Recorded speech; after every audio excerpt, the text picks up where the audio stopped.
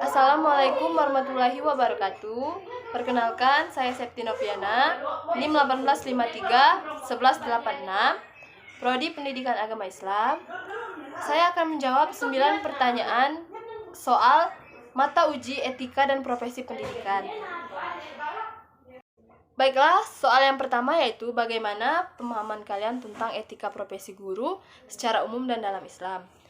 Di dalam jurnal Etika Profesi Guru Pendidikan Anak Usia Dini, yaitu oleh Zerlina Diawandi dan Nur Hafiza, di sana dijelaskan bahwa etika profesi guru itu berkaitan erat dengan kompetensi sesuai bidangnya, yaitu baik secara keterampilan, pengetahuan, maupun sikap dan perilaku seorang guru. Nah, di sini etika profesi seorang guru itu merupakan bagian dari etika umum yang mengatur perilaku seorang guru, norma, moralitas, maupun dasar atau pondasi yang menjadi acuannya.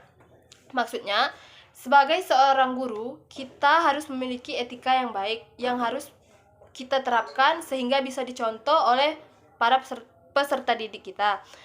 Dalam Islam juga, etika seorang guru sangat diperlukan karena kita sebagai guru harus memberikan contoh yang baik, mengarahkan anak-anak murid kita kepada hal yang lebih baik.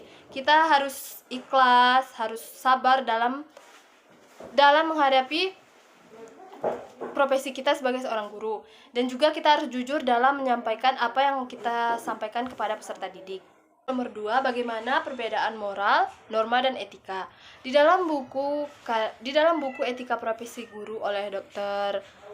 Silpi A. Oktaviani MPD, di sana dijelaskan bahwa moral itu merupakan ajaran tentang buruk dan baiknya sesuai dengan ide-ide umum yang dianggap baik dan wajar, atau yang diukur dengan tradisi yang berlaku di dalam suatu masyarakat tersebut. Sedangkan etika adalah tata cara yang biasa digunakan sebagai pedoman, asas suatu individu dalam melakukan perbuatan, tingkah laku yang diukur berdasarkan akal pikiran manusia. Dan untuk norma sendiri yaitu aturan atau ketentuan yang bersifat mengikat sekelompok orang dalam sebuah kehidupan di masyarakat. Soal nomor 3, bagaimana cara penerapan etika seorang guru dalam gaya berkomunikasi dan bermedia sosial. Di dalam jurnal Islam dan Etika Bermedia, yaitu kajian etika komunikasi netizen di media sosial, Instagram dan dalam perspektif Islam oleh Maya Sandra Rosita Dewi. Di sana dijelaskan bahwa seorang guru dalam berkomunikasi harus berkomunikasi dengan baik, tidak menggunakan kata yang kasar atau provokatif. Dalam bermedia sosial juga seorang guru harus memperhatikan apa yang mereka lakukan. Contohnya, jangan memposting artikel ataupun status yang tidak baik, serta memperhatikan komentar yang mereka berikan. Cara berkomunikasi seorang guru juga harus menggunakan kata yang baku dan resmi, sehingga pesan-pesan yang mereka sampaikan itu bisa dimengerti dan dipahami oleh para peserta didik ataupun yang lainnya. Baiklah, soal yang selanjutnya yang keempat yaitu bagaimana perbedaan antara guru profesional dan guru tidak profesional. Dalam jurnal Guru Profesional oleh Abdul Hamid, di sana dijelaskan bahwa guru profesional akan tercermin dalam penampilan, pelaksanaan tugas yang ditandai dengan keahlian mereka baik materi maupun metode. Di sini juga dijelaskan menurut Uzair Usman yaitu ciri-ciri guru yang termasuk guru profesional, yaitu guru yang memandang tugas tersebut sebagai ibadah, guru yang memandang profesinya sebagai panggilan jiwa, guru yang menganggap kerja itu nikmat dan menyenangkan, serta guru yang senantiasa ikut menjaga lingkungan tempat kerjanya, dan guru yang bertanggung jawab atas tugasnya. Nah, di sini juga terdapat contoh guru yang tidak profesional, yaitu seperti guru yang melalaikan tugasnya, tidak pernah bertanggung jawab atas tugasnya, seperti guru yang datang terlambat ataupun yang hanya memberikan tugas tapi tidak menjelaskan materi yang akan mereka sampaikan kepada peserta didiknya. Baiklah, soal yang selanjutnya, soal kelima, yaitu bagaimana menurut kalian dalam menerapkan teknologi digital dalam menyusun perencanaan pembelajaran. Di dalam jurnal Peran Teknologi dalam Pendidikan Era Globalisasi oleh Sudarsi Lestari, di sana dijelaskan bahwa teknologi dalam dunia pendidikan adalah salah satu sistem yang dimanfaatkan untuk menunjang pembelajaran sehingga tercapainya suatu hal yang diinginkan, hasil yang diinginkan. Teknologi digital di sini berperan penting karena dengan bantuan teknologi digital, rancangan pembelajaran yang kita buat dapat dibuat secara menarik dan sekreatif mungkin. Dan juga kita dalam meningkatkan minat belajar, siswa lebih berminat jika di dalam perencanaan pembelajaran tersebut terdapat unsur teknologi digitalnya.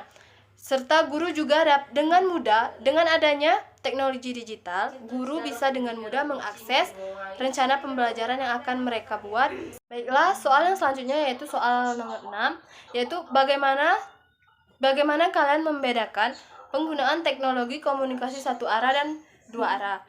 Di sini dijelaskan di dalam jurnal Implementasi Media Pembelajaran Berbasis Teknologi Informasi Komunikasi dalam Distance Learning oleh Muhammad Musfi, yaitu bahwa komunikasi satu arah merupakan komunikasi yang berlangsung dari satu pihak dan satu pihak lainnya tidak diberi kesempatan untuk memberikan reaksi terhadap pesan-pesan yang disampaikan.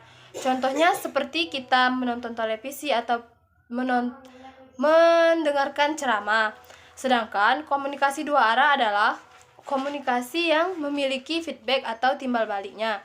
Contoh dari komunikasi dua arah ini yaitu video call pada saat ujian pembelajaran seperti ujian lisan. Di sana terjadi feedback ataupun timbal balik dari pihak yang satu dan yang lainnya. Soal yang selanjutnya yaitu seorang guru profesional, bagaimana cara mengevaluasi tujuan, isi dan proses dalam pembelajaran. Di dalam jurnal Evaluasi Program Pembelajaran oleh Dr. S. Eko Putro-Wiyoko, MPD, di sana dijelaskan bahwa sebagai guru yang profesional, cara mengevaluasi tujuan, isi dan proses pembelajaran dalam pembelajaran adalah kita mengevaluasi tujuan awal dari pembelajaran tersebut. Nah, terus dalam mengevaluasi isi, guru harus lebih memahami isi materi pembelajaran yang akan disampaikan secara mendalam agar materi tersebut tersampaikan semaksimal mungkin kepada peserta didik. Yang selanjutnya yaitu mengevaluasi proses pembelajaran. Di dalam proses pembelajaran, sebagai seorang guru, kita harus mengetahui bagaimana proses pembelajaran itu dari awal proses pembelajaran hingga akhir proses pembelajaran. Apakah di sana peserta didik yang kita ajar dapat memahami apa yang kita sampaikan atau mereka hanya sekedar mendengarkan apa yang kita sampaikan saja. Baiklah, soal yang selanjutnya yaitu nomor 8. Sebagai seorang guru yang profesional, bagaimana cara kalian mengembangkan proses pembelajaran? Di sini di dalam jurnal Pengembangan Sumber Belajar Berbasis Karakter Peserta Didik PAI oleh M. Syahran, Jailani, dan Abdul Hamid, di sana dijelaskan cara mengembangkan proses pembelajaran sebagai guru profesional, yaitu yang pertama, kita harus menganalisis kebutuhan dan karakter belajar siswa tersebut. Kita harus menganalisis terlebih dahulu karakter para peserta didik yang akan kita ajar. Yang kedua, kita harus merumuskan tujuan pembelajaran tersebut. Kemudian yang ketiga, kita harus mengembangkan materi pembelajaran. Yang selanjutnya, kita harus mengembangkan media pembelajaran. Kita harus membuat media pembelajaran itu semenarik mungkin agar para peserta didik yang melihat penjelasan materi pembelajaran dari kita tidak merasa bosan, sehingga mereka merasa tertarik dengan apa yang kita sampaikan. Yang kemudian kita harus memilih pemilihan jenis sumber belajar itu tersendiri. Terus yang selanjutnya, mengevaluasi setiap pembelajaran. Kita harus mengevaluasi awal pembelajaran hingga akhir pembelajaran yang telah kita sampaikan. Baiklah, soal yang selanjutnya yaitu bagaimana cara kalian merancang layanan pembelajaran yang mendidik kepada peserta didik sesuai dengan karakter mereka. Yang pertama yang harus kita lakukan sebagai guru profesional yaitu kita harus melakukan pendekatan serta interaksi kepada peserta didik. Dengan kita melakukan interaksi tersebut, kita bisa memahami karakter para peserta didik Sehingga dalam menyusun layanan pembelajaran yang mendidik, kita bisa sedikit banyaknya menyesuaikan dengan karakter para peserta didik tersebut. Di dalam pembelajaran juga kita harus lebih menekankan pembelajaran yang bersifat menekankan sopan santun, etika, serta akhlak kepada peserta didik tersebut, agar pembelajaran tersebut bisa bermanfaat pada peserta didik tersebut. Kemudian dalam pembelajaran juga kita harus melakukan pembelajaran yang sedikit menyenangkan, tidak terlalu monoton, sehingga para peserta didik bosan mendengarkan pembelajaran yang kita sampaikan. Baiklah, itu tadi 9 jawaban dari soal mata uji etika dan profesi pendidikan. Mungkin jika terdapat kesalahan, saya mohon maaf. Wassalamualaikum warahmatullahi wabarakatuh.